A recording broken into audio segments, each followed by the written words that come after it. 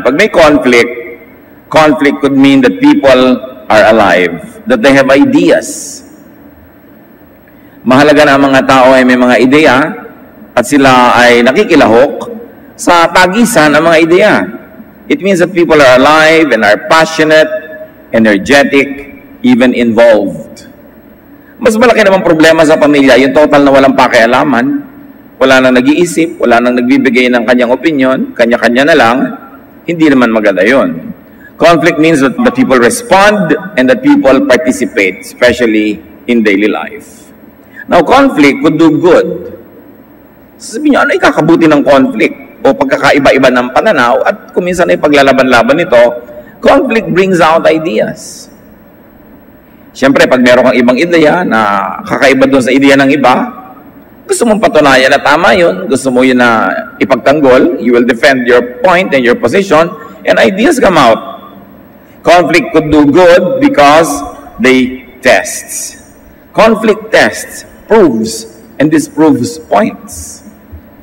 Ang mahalaga lang, pag may conflict, willing kang pakinggan yung punto de vista ng iba, willing kang pakinggan yung ibang pananaw, at kung nakita mong mas maganda yon, willing kang baguhin ang iyong pananaw para tanggapin mo at ipamuhay yung mas magandang pananaw. Yan ang magandang nagiging bunga ng pagtatalo, ng pagdedebate, ng pag-iisip, kung talagang merong willingness na baguhin ang posisyon kung makarinig ng mas angkop at mas mainam. Hindi naman yung magkamatayan na yung ideya ko, hindi ko isusuko at yung ideya mo sa'yo, hindi ko tatanggapin kahit kailan. Pag ganon, bali wala ang pag-uusap. Kaya mahalaga, nag-uusap dahil ang tao merong pagiging handa na kung may marinig na mas tama, handa siyang talikuran yung sarili niyang pananaw at tanggapin yung mas mabuti. In that way, conflict refines ideas. Basta lang managed ang pag-uusap at ang pagpapalitan ng mga ideya. Proverbs 27:17, just as iron sharpens iron, friends sharpen the minds of each other. Kung nagpapatalima daw mga bakal, pag pinakikis-kis mo sila, pagka hinahasa mo, ganun din ang mga ideya ng mga nagkakasundo. Magkakaiba man at meron mga kuminsan ay contest of ideas, everybody will just emerge enriched if we have the proper attitude. Conflict identifies people's positions, and which is also good because you know where you stand, you know where the other person stands. And conflict can show loopholes and weaknesses of the system. Pag may pagtatalo, anong oras ba dapat tayo kumain? Ano bang dapat nating iulam? Paano ba natin uubusin ang ating limited na budget? Pag may pagtatalo, kung ano bang gagawin natin, tayo ba'y magpapaparty o mag-iipon para sa pag-aaral ng anak? Tayo ba ay bibili ng kotse o bibili halimbawa ng maliit na pwedeng panghanap buhay na gamit? Pagka mayroong gano'ng mga pagtatalo, lumalabas yung mas mabuti, napapabuti ang pamilya. Basta lang hindi pinaninigasan lagi ng tao yung kanyang pananaw at handa siyang pakinggan yung iba. So kung may pananaw number 1, nakipagtalo sa pananaw number 2, pwedeng paghaluin yon, kunin yung parehong magandang ideya at magkakaroon kayo ng bagong pananaw number 3, which is good for everybody. Bakit nga ba nagkaka-conflict ang pamilya? Isipin nyo na lang sarili ninyong pamilya, bakit may mga nag-aaway, nagtatampuhan, nagkakagalit, kuminsan nagpapatayan pa? Conflicts arise because of selfish agenda. Dahil sa pagiging makasarili, mga pananaw na pangsarili lamang, yung akin lang, baliwala na yung sayo, kaya nagkakaroon ng gulo. Conflicts arise because of misinformation or miscommunication. Hindi nagkaintindihan. Mali pala ang nakarating na balita. O mali man ay maraming dagdag. Kung tama man ito, maraming na iba. Kaya nagiging mali na rin. So, merong misinformation. Madalas ganon. Hindi nagkakaintindihan. Conflicts arise because of unfairness or injustice, whether it is real or perceived. Siyempre, pagka naramdaman mo na walang katarungan, may kinikilingan, may naaapi, merong naagrabyado, magagalit yung naagrabyado. Ngayon, ang pagka-agrabyado mo man ay akala mo lang, guni-guni mo lang, o totoo, ganun pa rin ang effect.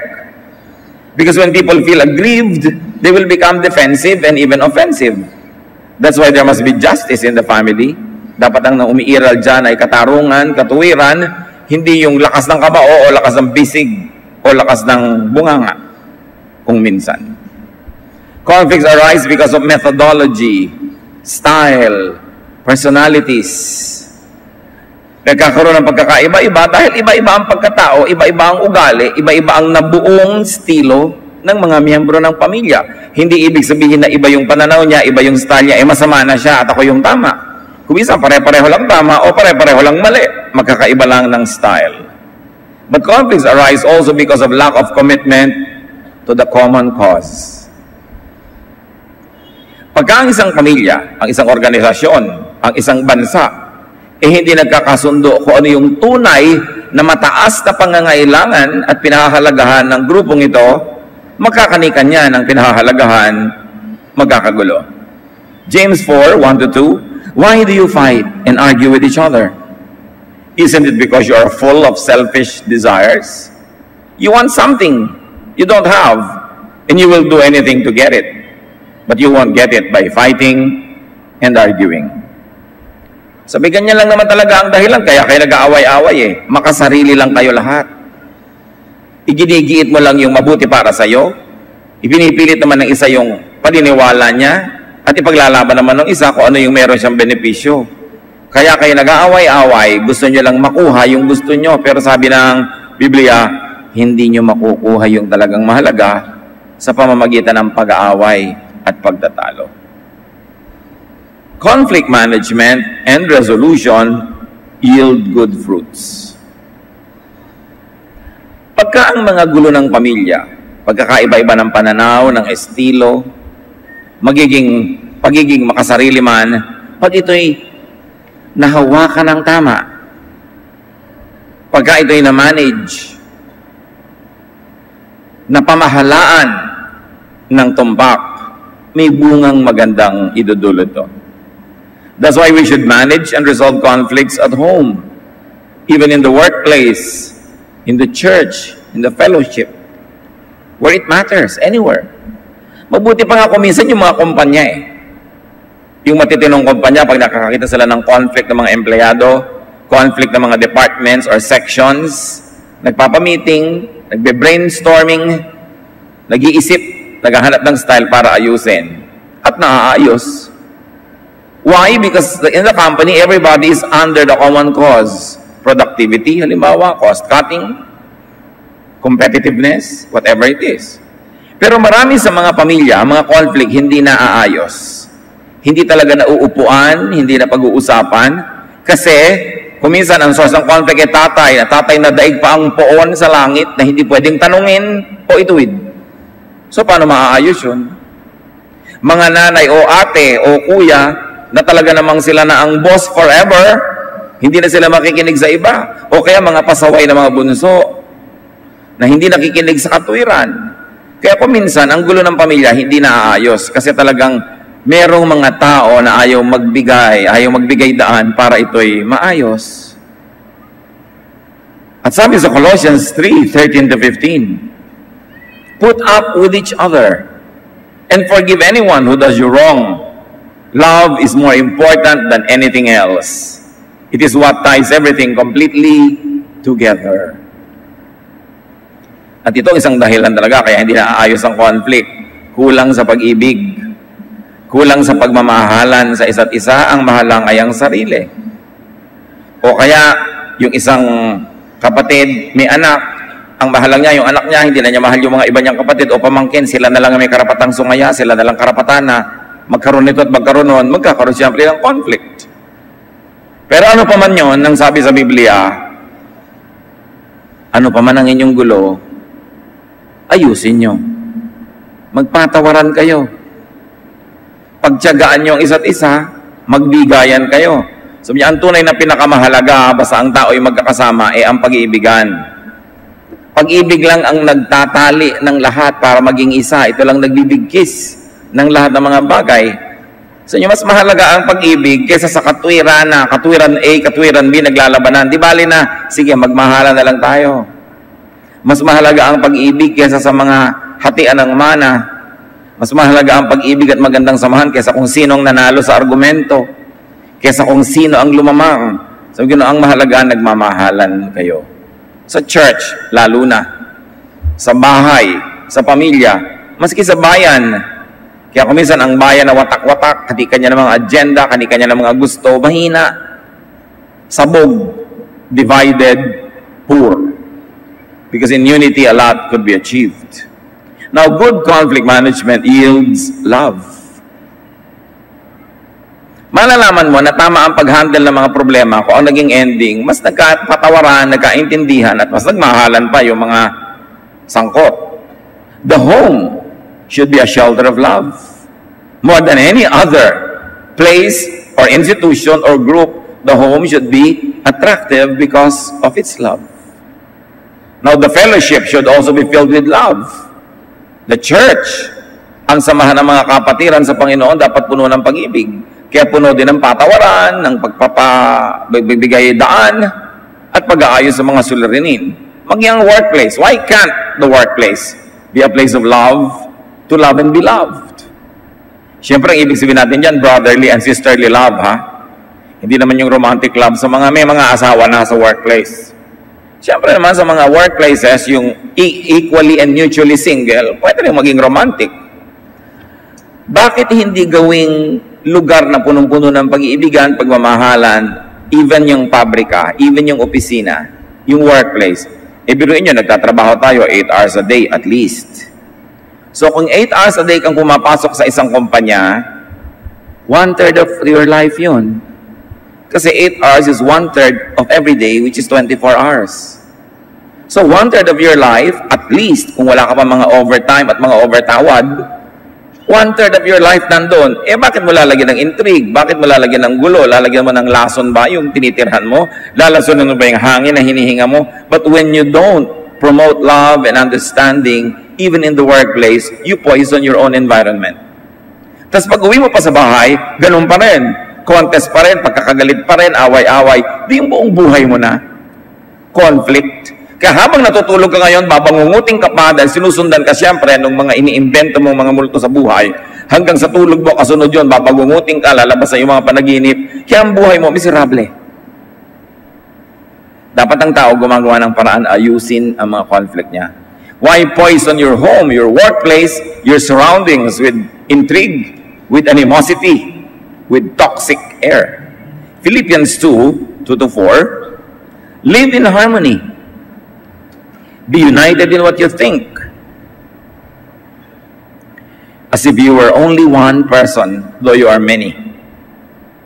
Don't be jealous or proud, but be humble and consider others more important than yourselves.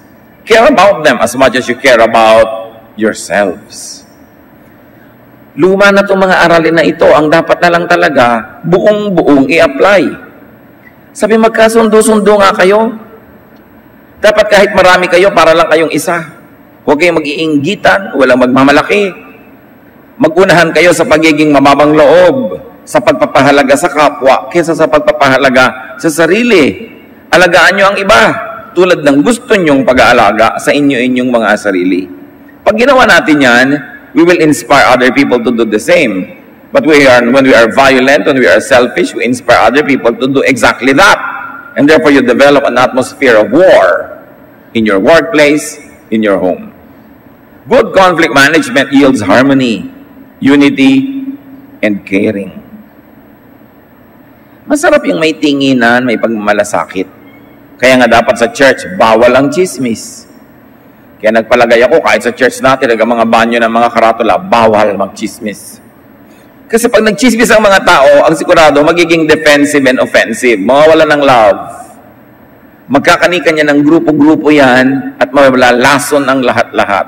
E naman nyo, itigil lamang ang bibig ng kachichismis, ang laki ng itatahimik ng planeta. Tatahimik ang buhay, yun lang ang tanggalin. Sa mga pamilya, yung sabi ni Hipag, sabi ni Bayaw, sabi ni Kuya, sabi ni Ating, wala nang katapos ang sabi ni Pinsan, kaya nakakagulo. Dapat, kung hindi man kayo talaga magmahalan sa workplace o sa pamilya, at least ceasefire ang mga dila. Siguradong biglang gagaan at maraming luluwag na mga hininga. Colossians 3:15, each one of you is part of the body of Christ, and you were chosen to live together in peace. So let the peace that comes from Christ Control your thoughts. So ang magandang pag-ayos sa mga problema, ang bunga, peace. Hindi lang yung superficial pang ibabaw na kapayapaan, kundi talagang nagkasundo kasi. Nagbigayan. All are great reasons for managing conflict and finding resolution. Now let's get down to work. How do we resolve conflicts? Paano nga ba inaayos yung gulo? Ano nga ba mga prinsipyo ang dapat na umiral? Anong mga methods, pamamaraan para ayusin ang mga pagkakagulo? Before everything, prevent conflicts. Yan ang pinakamaganda. Iwasan. Bagong-bagong sasampa sa inyong pamilya ang isang in-law, bagong kasal, dapat tama na ang treatment nyo sa kanya.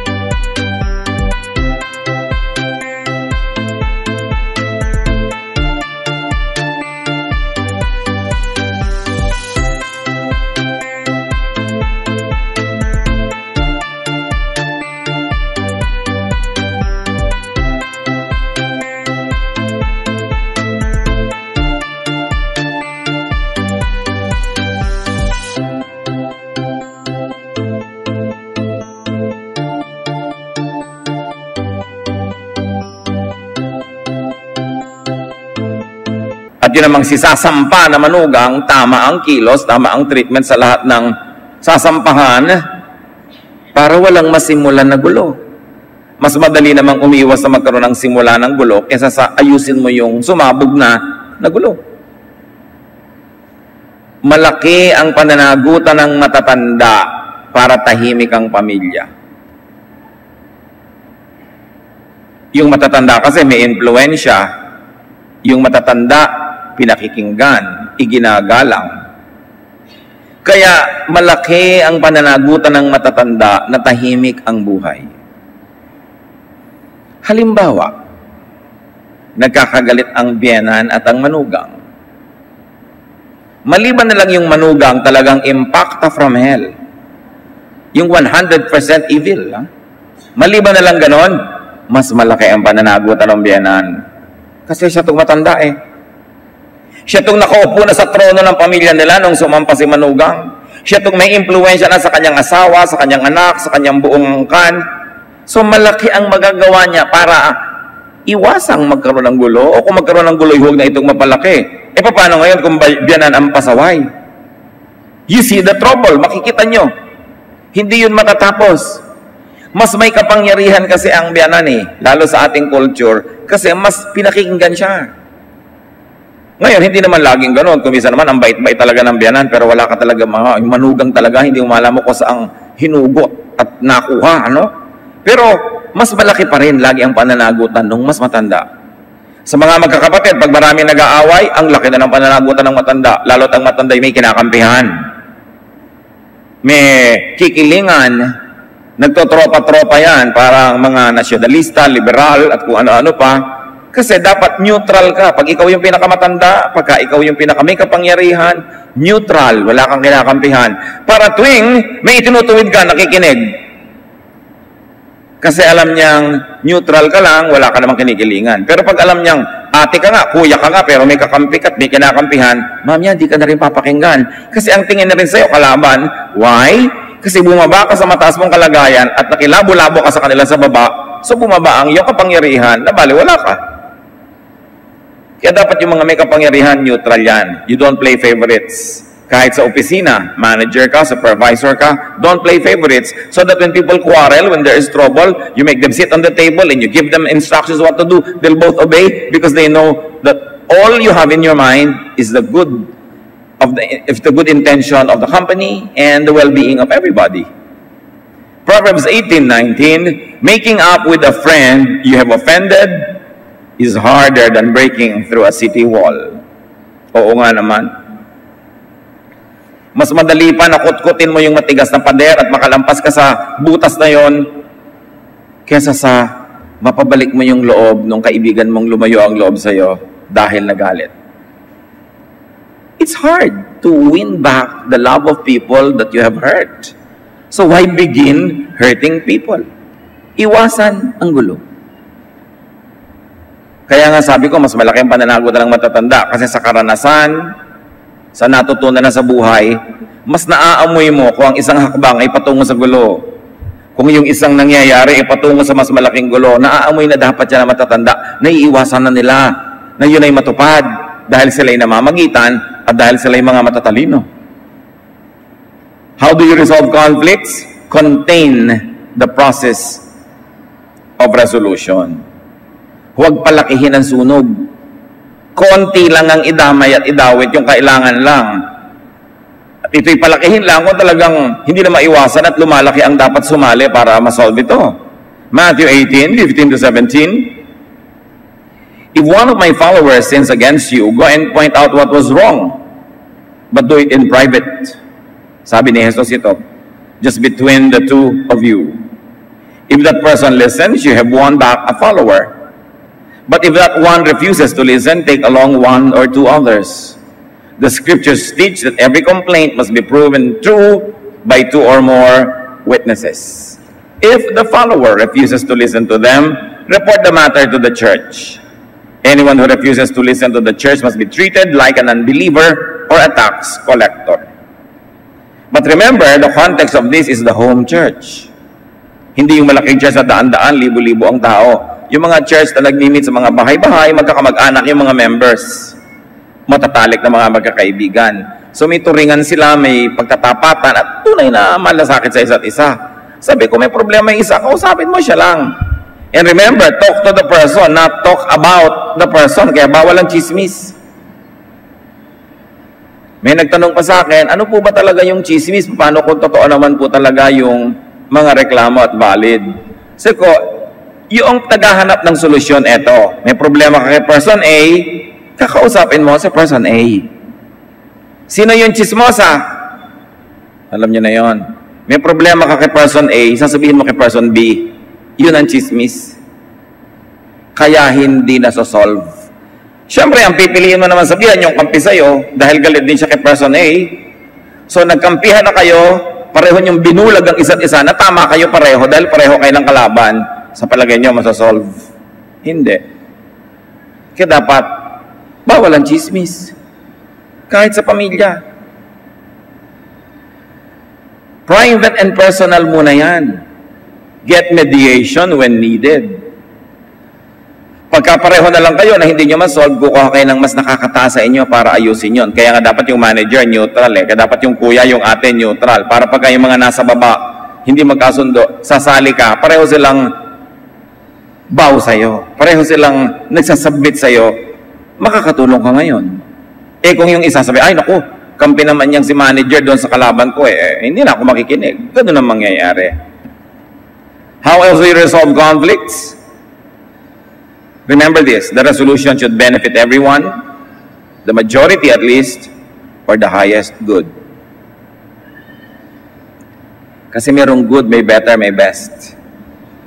Ang pinaka-effective is the resolution that benefits the best. Tingnan ninyo itong mag-amain na si Lot at Abram. Pareho silang maraming alagang hayop, pareho silang maraming tauhan, pero sabay sila na naglalakbay sa mga bundok, gubat, para pakainin yung mga damo, yung mga alaga nila, at maghanap ng tubig na ipapainom. Nagsimulang magbangayan ng mga tauhan nila dahil naglalaban-laban, nagko-compete for the same grass and for the same water supply. Genesis 13:8-9. So Abram said to Lot, let's not have any quarreling between you and me, or between your herdsmen and mine, for we are brothers. Is not the whole land before us? Let's part company. If you go to the left, I'll go to the right. If you go to the right, I'll go to the left. Peace was the highest good. So what was good for Abraham? May makain yung mga nadamo yung mga alaga niya. it was also good for Lot. What was better? Na lalong mas marami silang makain, ganon din yung pananaw ng kabila. But what was the best? Na dapat hindi mag-away. Yun ang best good. Yun ang highest good. Kaya pag nakikipag-away ka lang sa kapatid mo, kamag-anak mo, itatanong mo, is this the good or the highest good? Namatay ang nanay nyo, pinag-aagawan nyo halimbawa isang set ng kutsara at tinidor. Naliku-liku na. O sa tingin mo, it's good na makuha ko to. Tingin din niya, it's good makuha niya yon. But what is the highest good? Na hindi kayo magkagalit na magkapatid para habang buhay, masaya kayo together. It's the highest good. So dapat alam mo kung ano yung highest good so that you can sacrifice the lower good. You don't settle for that. Nakita niyo ito, si Abraham yung patriarch. Siya yung amain, siya yung mas matanda. Na-solve kasi yung matanda, nagpakatanda. Nag-asal matanda, hindi asal bata. Anong sabi niya? Hindi mabuting mag-away ang mga tauhan natin kasi sa susunod, tayo nang mag-aaway niyan. Ang laki-laki naman ng lupain, ang mabuti pa, maghiwalay tayo. Pag pinili mo na dito ka sa kaliwa, dito na ako sa kanan. Pag pinili mo na doon ka sa lowlands, dito ako sa highlands. In other words, yung matanda, hindi niya sabing, matanda ako unang pipili. Nakita nyo? Ginamit niya yung pagkamatanda niya para mag-sacrifice dahil yung matanda nga ang nakakaintindi ng higher good. Yung matanda, bagamat kung minsan nagagahaman din na yung mga baka niya ang makakain, yung mga tupa niya ang makakain, pero dahil alam na niya, sa haba na ng buhay niya, na di bali ng konti ang baka, basta kasundo ko lang mga kamag-anak ko. Alam na niya kasi sa katandaan niya, yung bata hindi pa kuminsan yan alam, basta sa kanya, mahalaga. Yumaman ako, mahalaga, umasyanso ako, bali wala sa kanya mga kamag-anak niya. Pero yung mas matanda, dapat alam yun. Kaya malaki ang pananagutan ng matatanda. Peace was the highest good. And here, we see a principle that must be respected. Win-win wins. What do we mean?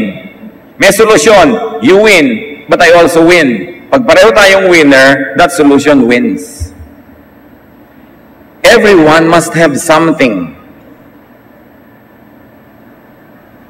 Pag meron tayong gulo, at yung isa gusto niya, kanya lahat, at walang mapupunta doon sa kabila, hindi yan masasolve. Kasi kung kayo yung kabila, papayag ba kayo na walang-wala kayo? Hindi. Pag nakita niyong sobrang-sobrang lamang yung kabila at yung isa hindi yan masasolve. Kaya dapat pare-parehong may panalo. Ibig sabihin, may pare-pareho rin pagkatalo. Always leave something on the table for the other person when you negotiate. Not winner takes all. Walang kwenta yung winner takes all. Ako nanalo, kuha ko lahat. Pag nakatulog ako, yanakawan ako niyan, babalikan ako, gagantihan ako. Kasi wala nang natira sa kanya eh. Kaya sa magkakapatid, na gusto mo sa'yo na lahat, walang natira sa iba, hindi kayo magkakasundo. Meron kong kadil sa negosyo, gusto mo sa'yo lahat ang tubo, yung mga iba mong mga namuhunan, wala, hindi kayo magkakasundo. Dapat pare-parehong meron. No favoritism, no injustice. At times, space and time helps, katulad ni Abraham and Lot. Kani-kanyang space para hindi magulo. May nagtanong pa sa akin sa Facebook, ano po ang gagawin ko sa nanay ko at asawa ko hindi magkasundo? Talagang nagawa mo na lahat, hindi magkasundo. Paghiwalayin mo. Bakit mo pipilitin magkasama? Hindi po namin kayang mabuhay. Di mamatay kayo. Hindi nyo pala kayang mabuhay ng hiwa-hiwalay. Dapat yung pag-aralang mabuhay na magkakasama. Pero hindi pwedeng ipinagpipilitan yung magkasama kasi matipid yun, tapos hindi kayo gagawa ng paraang tahimik ang buhay nyo. Hindi pwede. Ang isa sa mga pinaka-nakakasawa, nakakabagot na, nakakapagod na problema ng sanglibutan, yung problema na magbiyanan. Pag mahigit na kayong 2-3 taon na magkasama, magbiyanan, lalo't hindi naman maiwasan, di ba? Pareho na kayong mali pag hindi pa kayo nagkasundo. Pareho na kayo. Wala na akong kikilingan dyan. Kanya-kanya lang kayo ng argumento, kanya-kanya ng iyak, kanya-kanya ng pagpapahalaga sa sarili. Pero pareho lang yun. Ikaw manugang, hindi mo natutunan na adjustan yung biyanan mo? Ang tagal-tagal na? Isa lang naman ang biyanan mo? Di ba? Ang laki pagkakamali mo yan. Nanay yan ang asawa mo, di ka mag-adjust, di ka lumagay sa lugar. Ngayon, ikaw din naman si biyanan, asawa yan ng anak mo, hindi napapalitan, yan ang asawa. Tanggapin mo ng buong buo dahil wala ka ng choice. Napakalaking kahibangan na asawa na ng anak mo, ayaw mo pantanggapin. Ngayon, kung ayaw mo, tumira ka sa buwan. Lumayo ka, doon ka sa Spratly Island. Ipagtanggol mo ang ating mga pulo. Di ba? Pero kung sisiksik ka din doon, magkakasama kayo, turuan mo ang sarili mo mag-adjust. Hindi magkalaban na magbiyanan ay mga manugang, kasi magkaiba kayo. Halimbawa, ikaw si manugang, kaya mo ba maging nanay ng asawa mo? Hindi. Hindi mo naman siya kayang ipanganak, di ba? Therefore, hindi mo kakompetensya ang biyanan mo. Ang kakompetensya mo lang yung kauri, kamukha. Pero hindi kayo magkauri ng biyanan mo. Ibang class siya, ibang class ka. Hindi kayo dapat mag-compete. Wala kayo sa lugar. Ganon din naman yung biyanan. Hindi mo naman kayang maging asawa ng anak mo, lalo namang malaswa, hindi ba? So yung asawa niya, hayaan mo maging asawa dahil kayo na. Asawa ka ng sarili mong asawa, hindi nang yung anak. Nalilito kasi yung mga tao eh. Kaya ang gulo-gulo, ang hirap-hirap. So kailangan, resolution should be characterized by, based on, and flavored with subscription to the higher truth. Ano ang higher truth na magbiyanan? Pareho tayong mahalaga sa buhay ng lalaking iyan. Ako yung ina, ikaw yung asawa. So magkasundo tayo. Kesa naman, pahirapan natin siya. Di ba? Kailangan may ganun. May higher truth. Nanay ka ng asawa ko, tatanaw ako ng utang na loob sa'yo, mamahalin kita. Hindi yung lalabanan kita, papatunayan kung kaya kong agawin ang anak mo sa'yo. Magagawa mo ba yon? Magiging masamang tao ka nun. Pag inagaw mong buong buo yung anak ng ina mula sa kanyang ina, magiging masamang tao ka rin biyanan ha? Pagka inaagaw mo yung anak mo mula sa sariling asawa at gusto mong sirain sila para sumiksik sa'yo yung anak mo, evil din yon. So anong highest truth? Magkaiba kayo ng papel, huwag kayo maglaban. Para walang gulo. The highest truth is God's law, which teaches us that we should respect one another. And then, family objectives. Ano bang family objective? Makapag-ipon para magnegosyo? Pag nagkasundo kayo doon, therefore, hindi na kayo magtatalo kung magpapaparty ba ng bongga o hindi. Bibili ba ng kotse o ganito? So, teka, wala yun sa plano natin. Gusto natin mag-ipon para magnegosyo. So, clear. Dapat clear yung highest truth. Common good is high truth. And therefore, there should be impartiality and neutrality. Tama na yung mga away-awayan. Hindi na dapat yan ang nangyayari. Kasi yung mga nauna sa atin, buhay ng mga lola at lola natin, gano'n na. Buhay ng mga magulang natin, gano'n na. Ngayon, sa life mo, replay na naman ang mga gulo na yan. Dapat na yan ang sinosolve. Hindi na pwedeng paulit-ulit na lamang. Marami pang ibang pwedeng gawin ang buhay.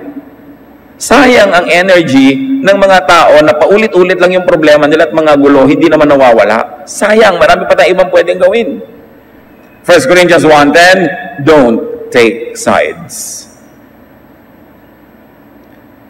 So there must be a qualified arbiter. Kaya tayo nagpapakatino. Nagpapakatino ka halimbawa na president ng kumpanya o manager para pag may gulo yung mga tao mo, pinagtitiwalaan ka dahil matino ka. Nagpapakatino ka magulang para pag may gulo mga anak mo at nagpayo ka, paniniwalaan ka dahil wala kang favorites, dahil matino ka. Nagpapakatino kang leader para pag may lumapit sa'yo, maniniwala siya. Yun ang pagpapakatino kasi meron tayong pananagutan sa kapwa na pag lumapit sa atin, may katinuan silang makukuha mula sa atin.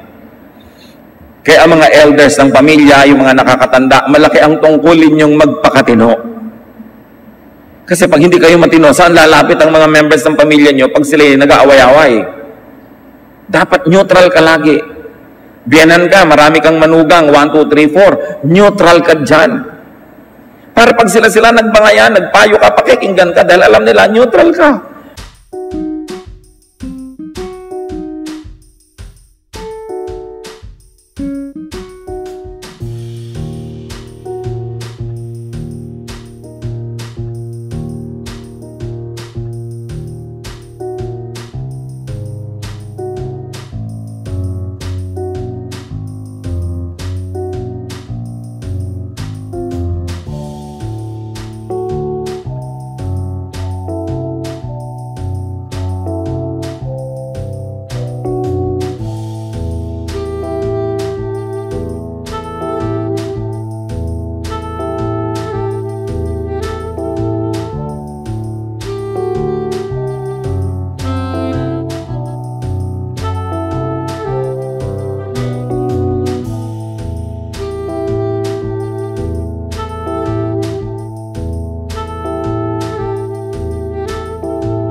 Duty natin na maging matino. Pag hindi ka nagpapakatino, ang nawawalan yung mga tagasunod o nakakababa. Sa bawat pamilya na merong napakahaba at napakalaking di matapos-tapos na gulo, ang laki ng pananagutan ng matatanda. Dapat matino. Hindi dapat makasarili. So the arbiter should be diplomatic, acceptable, and pleasant. Usually, mga family authority figures yan or esteemed friends and relatives. At pag talagang hindi na yun masolve, kaya merong hukuman. Actually, hindi naman dapat adversarial at magulo at awayan yung see you in court. Halimbawa, bakit mo inurong yung buho ng lupa mo? Kahapon lang, malaki yung lote ko, natulog lang ako, lumiit, umurong yung bakod mo. Di ba? Sasabihin naman ng neighbor mo, hindi, yan talaga yung lote ko. Ikaw lang ang nag-urong kahapon. Binalik ko lang. So nag-aaway kayo. Sino ngayon ang mananalo? Di awayan kayo ng awayan, sayang ang pagod nyo. That's why you go to court. That's why you say, see you in court. Kasi yung mga tao doon are trained, sila ang makakaalam kung anong dapat. So dapat, dali na lang natin doon para masettle. Diba? Kaya marami mga trouble, kung minsan hindi matapos, sabi ko, magdemandahan na lang kayo. See you in court. Kasi walang gusto mag-submit sa higher authority, and pag court ang nagsabi, susunod kayo lahat because it's the law of the land. Kaya tinan niyo si Solomon, mga nag-aaway na dalawang ina kung kanino yung anak, ang galing niya, matalino kasi siya, na-solve yung problem. Paano kung di ka matalino? Paano kung may favoritism ka? Paano kung wala kang credibility? You cannot govern. You cannot rule. Iginagalang ang matatanda kasi kagalang-galang. Kaya dapat maging kagalang-galang ka, hindi lang dahil matanda ka. Matanda ako, igalang niyo ako, hindi ka naman kagalang-galang. Kaya ka iginagalang kasi kagalang-galang ka. Dapat yun ang bunga ng pagtanda, nagiging kagalang-galang ka. Hindi yung ugali mo 30 years ago, 20 years ago, yung pa rin. Nag-iiba ang panahon. Dapat patuloy din tayo, nag-iiba ng paraan ng pag-iisip. So except in cases of super pasaway individuals, behind a deep or long-running family feud are elders or influential members who failed to manage the conflict. Tulad ng nabanggit natin, sa likod ng hindi matapos na problema ng isang pamilya ay mga matatandang nabigo na magpakatanda at ayusin ang problema na ginagamit ang impluwensya at kapangyarihan nila bilang matatanda or bilang executive o bilang mayor or president or judge when your authority comes from the law. That's why you have to be a good example. Resolution should be characterized by calmness, civility, kindness. Para malutas sa mga gulo, dapat mahinahon ang mga participants. Pag hindi ka nagpakahinahon, lalo lang iinit ang ulo, lalo magsasalita ng hindi maganda, lalong makakagulo. So yung mag-asawa, meron ka hindi pagkakasundo, wala mo nang usapan, quiet, hanggang huminahon. Kaysa mag-away at magsigawan. Pag nagsisigawan naman ng dalawang tao, wala namang nakikinig eh. Pareho silang hindi nakikinig. Busy kasi silang sumisigaw. Sino nakikinig? Kapitbahay. Siyempre, di ba? Yun ang nakikinig. Kaya lalong nagkakaroon ng chismis. Proverbs 15:1, a kind answer soothes angry feelings, but harshness stir them up. Proverbs 15:18, losing your temper causes a lot of trouble, but staying calm settles arguments. Both verses ang itinuturo, magpakahinahon. Huwag dadaanin sa dahas. Huwag dadaanin sa paninindak. Daanin sa katwiran. Proverbs 16:21, good judgment proves that you are wise. And if you speak kindly, you can teach others. Pag mahinahon ka, mabait ka magsalita, kaya mong magturo kasi papakinggan ka. So ang tunay na galing, ang tunay na runong, pagka mahusay ang iyong mga pasya sa buhay. Of course, resolution of family problems must be flavored with timeliness. Dapat mabilis, nasa oras. Proverbs 17:14, the start of an argument is like a water leak. So stop it before real trouble breaks out. Ang simula daw ng mga pagtatalo ay parang mga tumutulong bubong o kaya ay mga may crack na mga banga o may crack na mga dam. Sa simula, konti lang yan, pero pag hindi mo naagapan, biglang sasabog yan at lalaki ang damage. Ang maraming problema sa ating mga pamilya, humahaba, nagiging generational pa nga eh. Yung from lolo to anak to apo, magkakaaway yung magkakapatid, mamaya pati mga pamangkin, yung mga magpipinsan, mag-aaway na rin. This is so primitive. Nangyayari yan kasi hindi pinag-uusapan, nakaharap yung may problema. Ang nag-uusap-usap lang yung magkakakampi. So lumalala, dumadami yung kakampi nila. Siyempre, yung kabilang grupo, may kakampi rin, may kumakampi rin. Kaya mamaya, yung away na magkapatid, away na rin ang magpipinsan.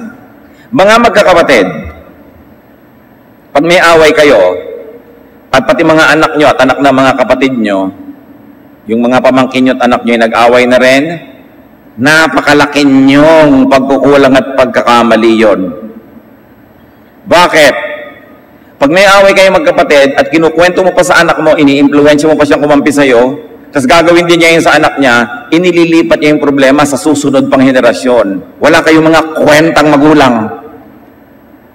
Kasi ang ipinapamana niyo sa inyong mga anak at mga pamangkin, awayan, imbes magmahalan, magtulungan, sila-sila ito magkakaaway. Gusto niyo ba yun? Na pag namatay na kayo, yung mga anak niyo kaaway yung mga pinsan nila? Pero yung mga magulang na hindi nag-iisip, ang gusto lang kakampi, hindi ang gusto malutas ang problema.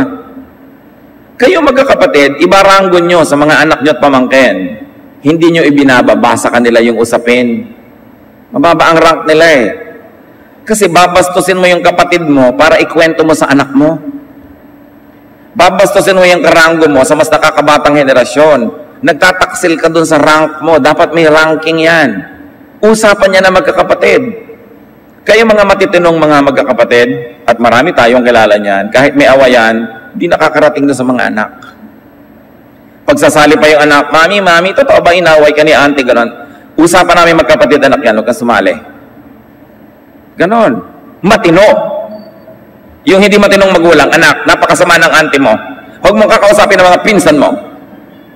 Hindi katinoan yan. Kung meron kayong ganyan, bago kayo umalis dito, magsisi kayo, gumapang kayo palabas. Dahil hindi magandang ipinapamana nyo sa mga anak nyo. Gusto nyo, gera-gera? Maraming ganyang pamilya tayo din alam, kaya hindi natatapos ang problem. May mga bata nga nag-iisip, bakit po ang gulo ng pamilya natin? Panahon pa ng mga lolo at lola. Kasi anak, yan ang pinakamaganda namin pamana sa inyo. Away. O sabihin nyo sa akin kung katinoan yun. Pati yung mga kani-kanya ngayong mga asa-asawa no, na walang kinalaman, sasali sa gulo. This is not good. Remember, respect your rank. Kahit galit ka sa pinsan mo, kapatid mo, hindi nyo pinapababa sa next generation. If you want the next generation to respect yours. So, you need careful attention. You need lots of listening pagka tayo ay lumulutas ng problema. Proverbs 18:13, it's stupid and embarrassing to give an answer before you listen. Dapat nakikinig muna. So by now, nalalaman nyo na siguro mga kapatid kung ang inyong pamilya ay matino or not. Pag nagpapamana ng mga problema sa next generation, hindi kayo matino, I'm sorry. But that's the truth. Pag yung away mo ng kapatid mo, nililipat mo sa anak mo, hindi kayo matino. Hindi kayo naghahanap ng kapayapaan, naghahanap kayong kakampi. Kasi ang gusto nyo lang manalo, which is good. But the highest good, peace in the family. Yun ang highest good. Huwag kayong magpapadeceive doon sa good lang. It's wrong to do what is good when you can do what's better. When you can do what's best. So hindi pa huli ang lahat. Kung sa mga pamilya nyo, marami pa mga gulo, tas kayo itong mga matatanda, ate, kuya, kayo yung lola, huwag niyong sayangin ang nalalabing panahon sa ibabaw ng lupa. Gamitin niyo ang inyong lakas para ayusin ang inyong mga pamilya. Para magpantay man ang inyong paa at tawagin kayo ng batahala. Ano mangyayari? May iniwang kayong kapayapaan, hindi gulo. Mahirap naman yung inililibing kayo, nagbababag yung mga nakikipaglibing, at maraming ganyan. What a way to dishonor the dead. Pero siguro yung dead may kasalanan din. Namatay na lang siya at lahat, di pa niya inayos. Kaya dapat lahat tayo gumagawa ng paraan. Pag nakakita kayo ng pagtatangka, pagkilos, pagsisikap ng member ng family ayusin ang problem, tulungan nyo agad, solve nyo agad yan. Kasi yung namang gagawa ng tama, so solve, pagka nakakita na hindi siya tinutulungan, mamaya, once bitten, twice shy. Magagalit lalo, ay ayaw nyo, wag nyo. Lalo ngayong titigas ang kanyang loob. Pababaan daw ng loob. Ang konte sa pamilya, pababaan ng loob, hindi pataasan. Palambutan ng puso, hindi patigasan. Pagka mayroong magkapatid, lalo't may edad na, above 30, above 40, na magkaaway kayo na mahigit 2 linggo, pareho na kayong malinyan, wala nang tama at wala nang mali, pareho lang kayo, at tatanda nyo na. Di pa kayo makagawa ng paraan mag-ayos? Wala kayong maituturo sa inyong mga anak at apo dahil ang nakikita sa inyo, ganung ugali? Wala kayong maipagmamalaki. Kaya dapat pagbabago ng loob, pagbabago ng puso, lalo ka nakikinig ng mga aralin mula sa Biblia, mga sermon, pakanta-kanta ka dyan, pa-Bible study, tapos alam ng anak mo, alam ng pamangkin mo na hindi mo inaayos ang problema ninyo. Ano yun? Palabas? Isang napakalaking show? So we must always be characterized with wisdom. Karunungan. Proverbs 12:18, sharp words cut like a sword, but words of wisdom heal. Ang matatalino daw salita, ang mga salita ng matatalino, pag binibitawan, ang nagiging resulta, gumagaling ang mga sugat ng puso ng kapwa. Ngayon, pag nagsalita ka, yung gumagaling na sana, nahiwa mo uli, binuksan mo na naman. Matagal na sanang tapos yung issue, bubuksan mo na naman. Hindi wisdom yun, kamangmangan yun. Kasi ang tunay na karunungan, pag binibitiwan ng salita, ang bunga, pagpapagaling. Pag-amo ng loob ng kapwa, hindi paglayo sa iyo at paging mabangis. Pagkakasundo, hindi pagkakagalit. So by now, mga kapatid, no matter how old you are, napag-iisip na natin sana kung matalino tayo o hindi. Kasi hindi lahat ng tumatanda may pinagkakatandaan. Hindi lahat ng nagkakaedad kagalang-galang. Pinagtatrabahuhan yan. You earn it. It is not automatically going with age. It doesn't follow that if you are old, you are respectable. You have to live a life worthy of respect. And when you do that, you become empowered so that you could judge correctly, you could arbitrate correctly, you could leave a legacy of peace. Elders should strive for wisdom, not power show, not power play. Ang tunay na pagkakakilanlan sa matitinong mga matatanda ay yung pagpapakita ng karunungan, hindi yung paggigiit sa kanilang maisipan dahil lang matanda sila at dapat masunod. Mapalad ang mga pamilyang may matitinong elders. Sobra. Kung may lola ka, tiya na matalino, matino, napakapalad ng pamilya nyo. Pahalagahan nyo yung ganong mga kamag-anak kasi yun ang tunay na kayamanan ng lahi. Kung wala, kawawa naman ang pamilya nyo. And most of the time, you might need mediators. Kailangan nyo ng ibang imported na tagapamagitan para lang malutas ang mga problema. If you don't control conflict, it will control you. Do not be in denial. Pag may conflict, dapat pag-usapan, dapat ayusin. O kung mahiyain kayo, tayo nyo talagang pag-usapan, sa body language, ipakita nyo, gusto kong ayusin ito, gusto kong tapusin ang alitan natin, gusto kong magkasundo tayo, kahit hindi sabihin ng bibig, inabutan mo lang ng